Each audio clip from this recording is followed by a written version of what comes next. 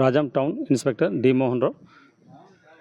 మన రాజాం పట్టణ పరిసర ప్రాంతాల్లోని చాలామంది యువకులు కొన్ని మత్తు పదార్థాలు, గంజాయి మరికొన్ని ఇతర మత్తు పదార్థాలకు అలవాటు పడి చాలా ఇబ్బందులు పడుతున్నారు. అదేవిధంగా మనం కొన్ని ఐడెంటిఫై చేసాము. మన పట్టణం అదే రూరల్ మండలంలో అవుట్స్కట్స్లో కొన్ని ఏరియాలు మనకి ఇన్ఫర్మేషన్ ఉంది. దాని మీద రైడ్లు చేస్తున్నాము. ఖచ్చితంగా ఎవరైనా ఎలాంటి తప్పుడు కార్యక్రమాలకు పాల్పడిన వాళ్ళు ఎవరైనా ఉంటే తస్మాత్ జాగ్రత్త. ఖచ్చితంగా చట్టపరమైన చర్యలు తీసుకుంటాము. ప్రతిరోజు కూడా ఎక్కడైతే మాకు ఇన్ఫర్మేషన్ వస్తుందో ఇమీడియట్గా వెళ్ళి వాళ్ళని పట్టుకొని చట్టపరమైన చర్యలు తీసుకోవడం జరుగుతుంది.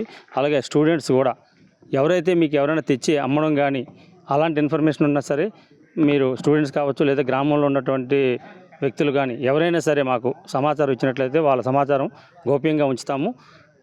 ఎవరైతే ఇలాంటి కార్యక్రమాలు పాల్పడుతున్నారో గ్రామాల్లో ఉంటారో దయచేసి మాకు ఆ ఇన్ఫర్మేషన్ ఇవ్వండి.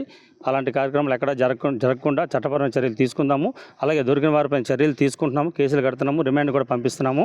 కాబట్టి స్టూడెంట్స్ ముఖ్యంగా చెప్తున్నాను, ఏదైనా సరే ఇన్ఫర్మేషన్ ఉంటే మాత్రం మాకు వెంటనే అందజేయాలని, అలాగే మన పట్టణ ప్రజలకు కూడా తెలియజేయండి ఏంటంటే ఇన్ఫర్మేషన్ మాత్రం మాకు ఇవ్వండి.